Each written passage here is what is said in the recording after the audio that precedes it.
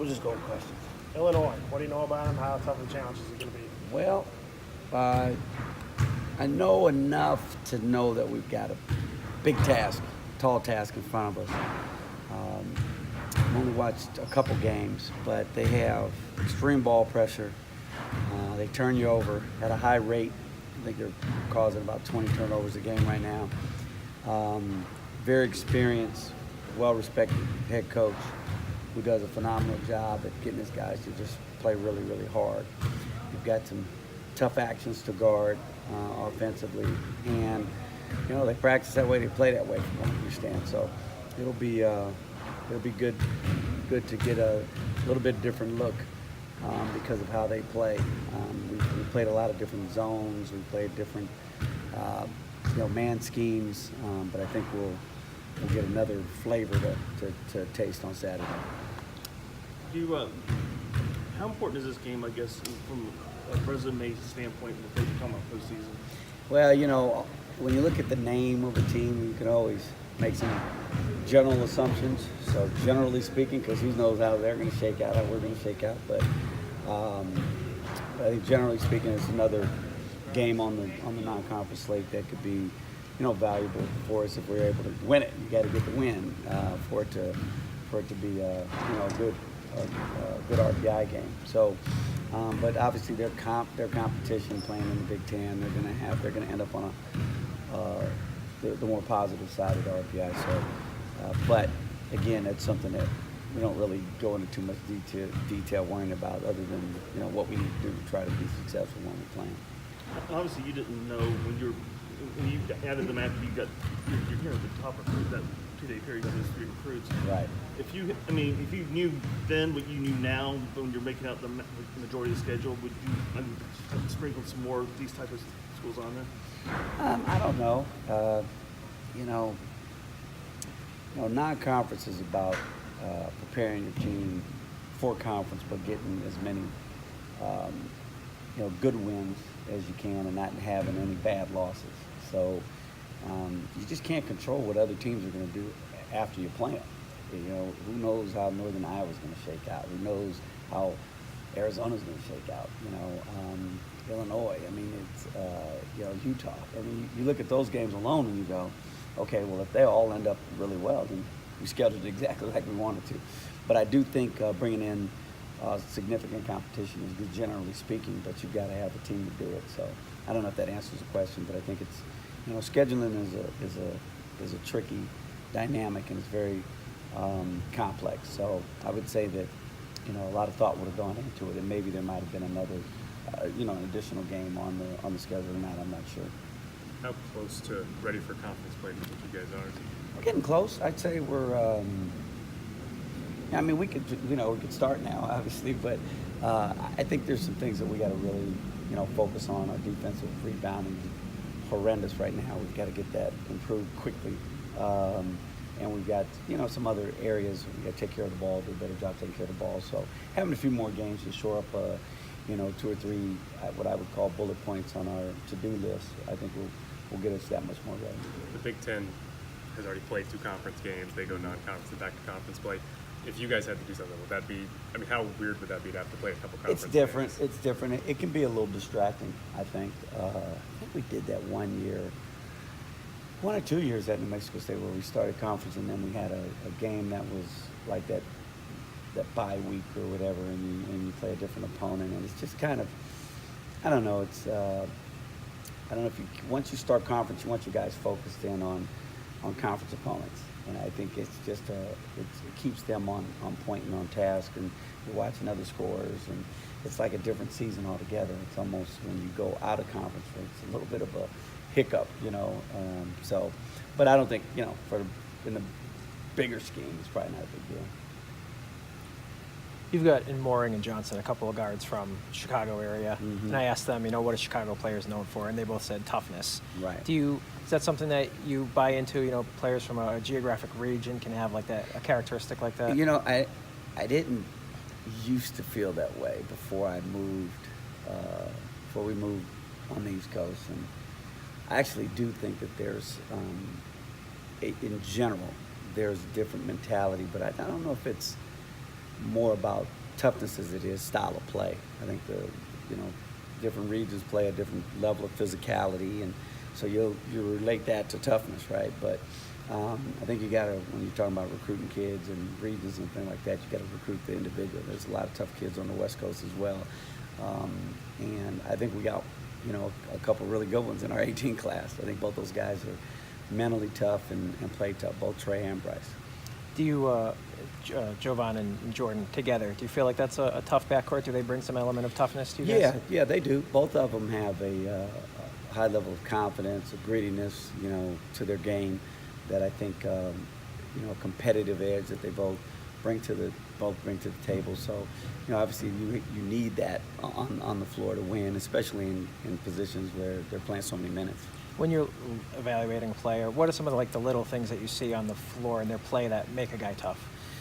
Well, get to the ground first, the basic stuff, guys that aren't scared don't shy away from contact, going up for layups and kind of, invite the contact and then finish in spite of the contact. Guys that, there's a mental toughness that we like to look for as far as responses and body language and things like that. And, no one's perfect, but in generally speaking, those are, a couple of the things that you look for in recruiting to say, hey, this is the kind of kid that can come in and help us win some games because of the edge they bring to the game.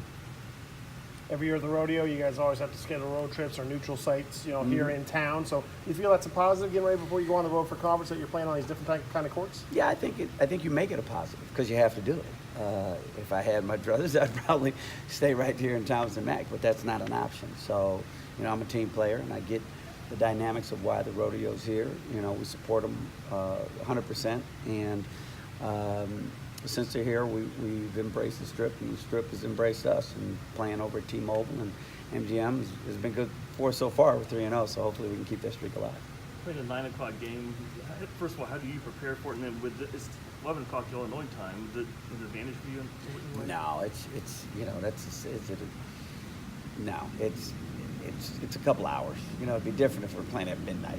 We've had those games before when I was when we played in Hawaii and things like that. Those are tough deals. But or you go on the East Coast, to play, and you're playing at midnight because it's a 9 o'clock game or something like that. But those are a little bit tougher on the body. But you got to just prepare them that way. You shift your practice a little bit. You shoot around a little bit later. And these kids nowadays, they don't go to bed before midnight anyway. Even though you have them on lockdown, some nights they still are up, in their beds, watching ESPN or whatever. So I think, we used to play midnight basketball growing up all the time. So I don't think it has much of a, bearing on the results of the game one way or the other.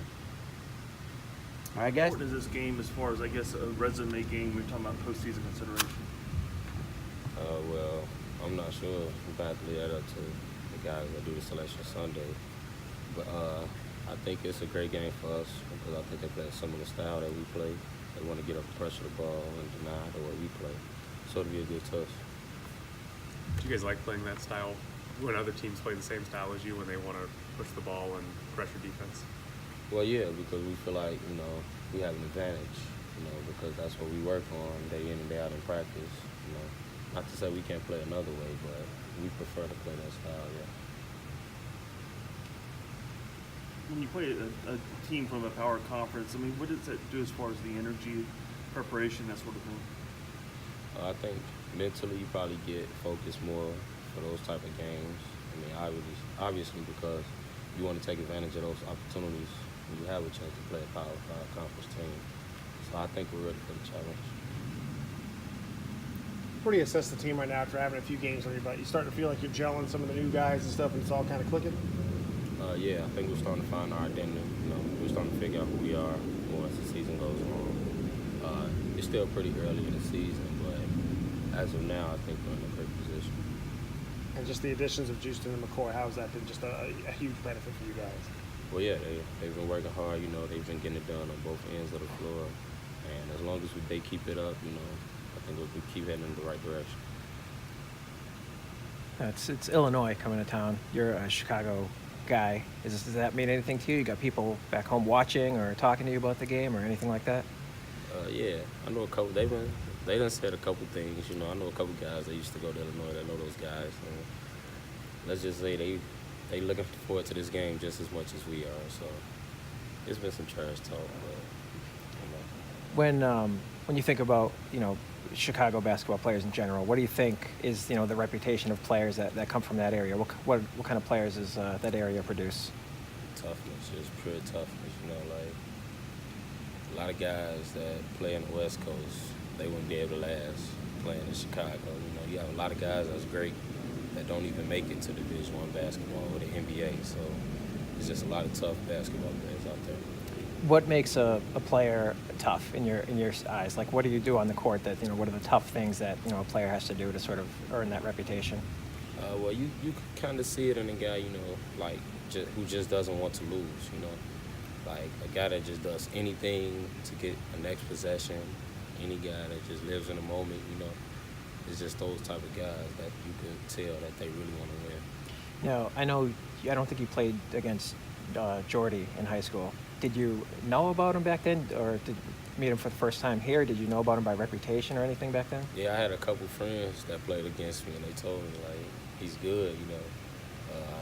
I didn't know him while he was at junior college, but I heard about him. I just never knew him. But, yeah, I definitely knew that he was tough to deal with. Would you say that he's a tough player? Is he one of those tough guys that can do those kind of things? Yeah, no doubt. I mean, y'all got to see it every game. I mean, you should know that.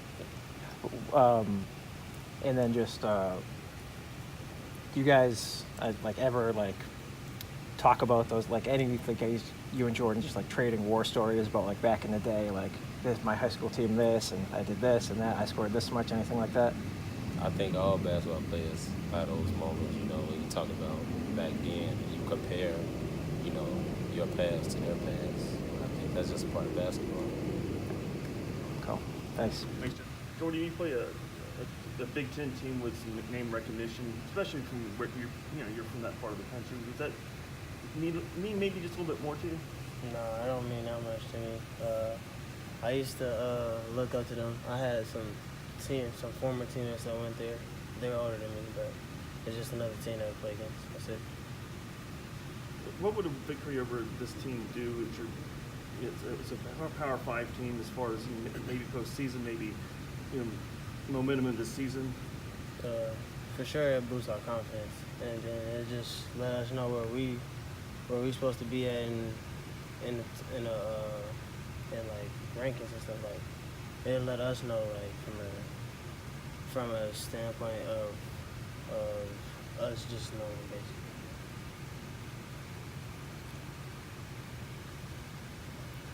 Well, just assess the season so far. I mean, how much have you guys gotten better, and you got a few more non-conference games before you get ready for that conference schedule. So where do you assess you guys right now? I think we're doing really good right now. We just need to communicate a little bit better and close out the tougher games.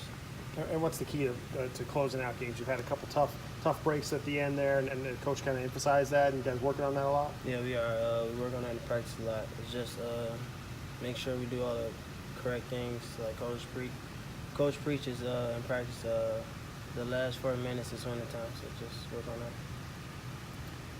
Jovan he talked about Chicago a little bit, and he said that players that come from there are known for their toughness. Do you agree with that, and what sort of sets them apart in that category? I agree, yeah. It's just how they come up, how they was raised, stuff like that. Do you feel like you and Jovan are a tough backcourt for other teams to deal with? You have that toughness factor? I do agree. Yeah. What do you think? What are some of the things that guards and a point guard and the backcourt in general? What do they have to do during a game? What are the tough things that have to be done? That make those players tough? Have to have to go in there and go rebound with the bigs. Have to talk to your teammates even when it's times that you're down. You still got to talk to them. You got to be more vocal, and if your teammate messing up, it's okay to get on them, but still let them know that you still got their back, and it's still more game to play.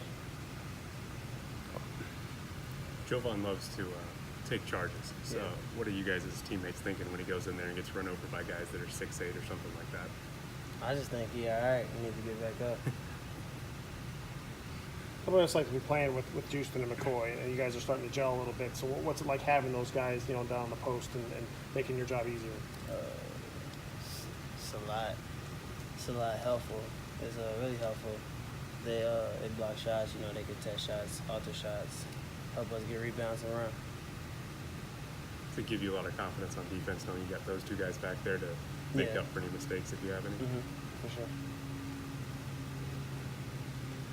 Thanks, Jordan.